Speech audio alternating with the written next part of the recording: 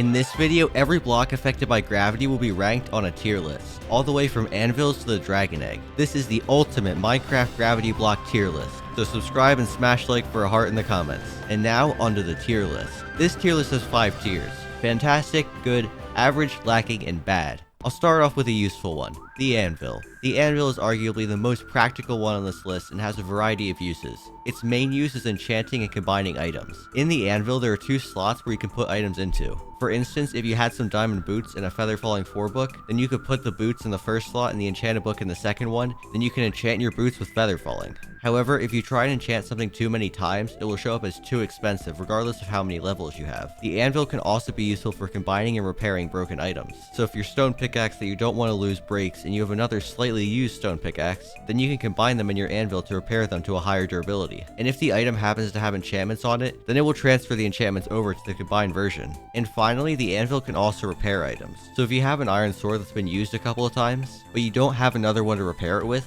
and you're too poor to make a new one, then you can take an iron ingot and combine it with the iron sword to repair its durability. As a falling block though, anvils deal a significant amount of damage to players if dropped from high enough. So anvils can be used in a variety of traps and do a pretty good job if you can manage to hit your target. I think anvils also look pretty cool as a decoration, but I gotta give anvils a fantastic tier. Concrete powder. This powder can come in many different colors, 16 to be exact, just like concrete, terracotta, and wool products. My personal favorite is the white powder. Concrete powder is made from 4 gravel, 4 sand, and whatever dye you want the color to be, and that gives you 8 concrete powder. Concrete powder is cool, but if you want to convert it into normal hard concrete, which is a lot better for building, then you could place it in water or use a concrete converting machine. This machine basically takes your concrete powder and feeds it past some water blocks to convert it into normal concrete. Once it does that, pistons push it down to the blast chamber area where it's exploded and collected. Some designs I've seen are insanely fast and work at mind-blowing speeds. But back to the white powder. This powder is affected by gravity, so if you need gravity blocks for something and sand is just too boring,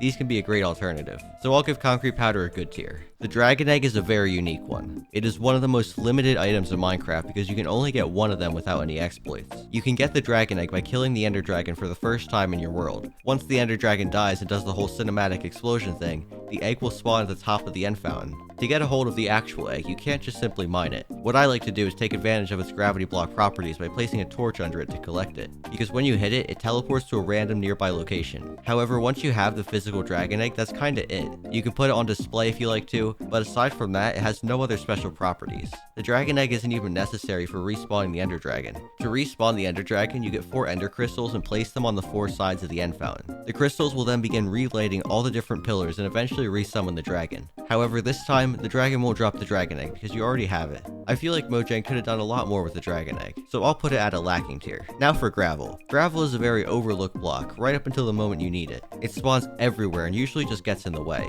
For instance, I'm sure if you've ever played Minecraft before, you've gone strip mining at some point and encountered gravel. And since gravel is a gravity block, you have to mine the gravel as well as every single gravel block above it, because it simply keeps falling down with no end in sight. Gravel can also spawn around surface and underground lakes and ponds, in patches on mountains, and sometimes the entire mountain is full of gravel. Gravel can even spawn pretty often in the nether, which makes mining for ancient debris just that much better. Many people hate gravel with a burning passion to the point where they say it's their least favorite block in Minecraft. However, there all comes a time when you're scrambling to find just one patch of gravel to get some flint to make a flint and steel to light your nether portal. And some way, somehow, all the gravel seems to suddenly disappear right when you need it most.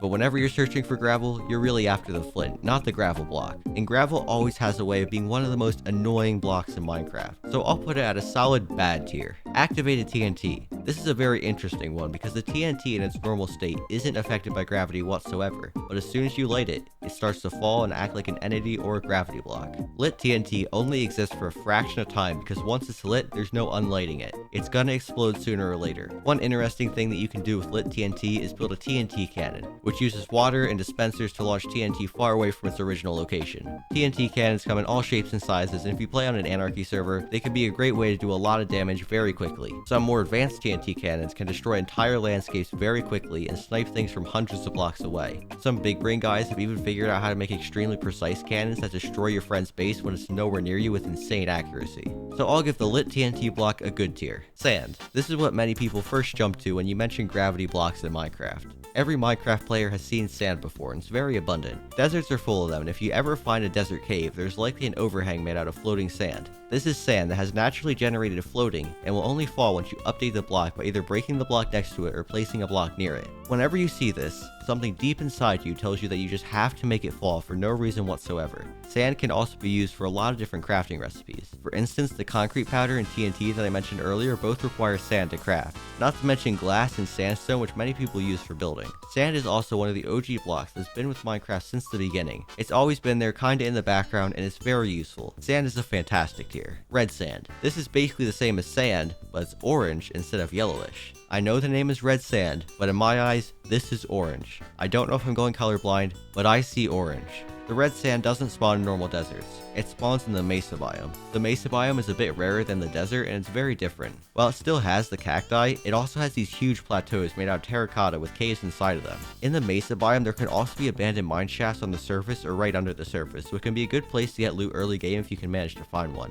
Another useful feature of the mesa biome is the fact that it has gold everywhere. But that's not important. We're only focusing on the red sand block. Red sand isn't necessarily a bad block, but it's not too special. It has the exact same properties as the normal sand, and if you want colored sand, you could just use concrete powder. So I'll give red sand an average tier. Pointed dripstone. I'm sure that if you played Minecraft recently, you've definitely heard of this one. The pointed dripstone spawns in caves after the Caves and Cliffs update. It can spawn on the ground as stalagmites or on the ceiling as stalactites. Up close, they aren't too dangerous, but for instance, if you had a deep hole and place just one at the bottom, it will multiply the damage enough to one-shot a player in full netherite armor. And since it's also a gravity block, that means that when you place them below blocks and you break the block that they're attached to, they will fall pretty quickly. And if it's from high enough, it can deal even more damage than the falling anvil, which is just insane. So the pointed dripstone has many uses in various different traps, but it can also be used for decoration. I think the pointed dripstone is a really useful block because it's one of the few things that can one-shot a maxed out player. So I'll give pointed dripstone a good tier. Suspicious sand. This is pretty similar to normal sand,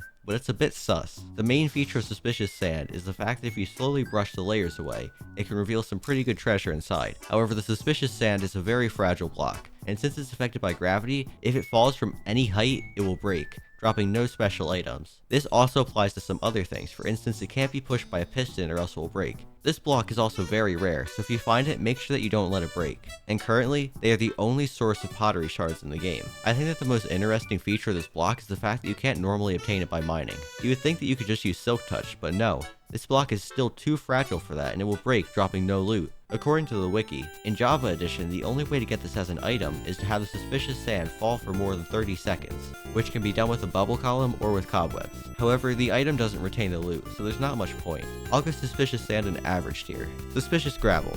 This has all the same properties as suspicious sand, except this time, the base block is gravel. The gravel and suspicious sand blocks can both be broken instantly with just an unenchanted diamond shovel because of how fragile these blocks are. There's not too much more to say about them, but my hatred for gravel does also extend to the suspicious gravel, so I'm gonna put it in the lacking tier. Scaffolding. Scaffolding is a very useful block that can help you out in a lot of situations. The scaffolding block is very unique and easy to craft, only requiring string and some bamboo. So if you have a jungle near you, it's easy to get a ton of scaffolding. With scaffolding, it allows you to easily tower up, unlike dirt pillars, which some people usually use. On scaffolding, you can freely move up and down, which is very convenient. This works a lot like the scaffolding in real life because it lets you work on buildings and climb around them easily. However, even though scaffolding was introduced into the game many years ago, many players still just use the dirt blocks to pillar up and work on their building because it's a lot more convenient. And in terms of being a gravity block, scaffolding isn't affected unless you try to extend it horizontally without any support below it, so it's kind of partially a gravity block. But it is extremely useful, so I'll have to give it a fantastic tier. Thanks for watching, go watch these videos. They're probably tier lists. Just click on the video, and smash like.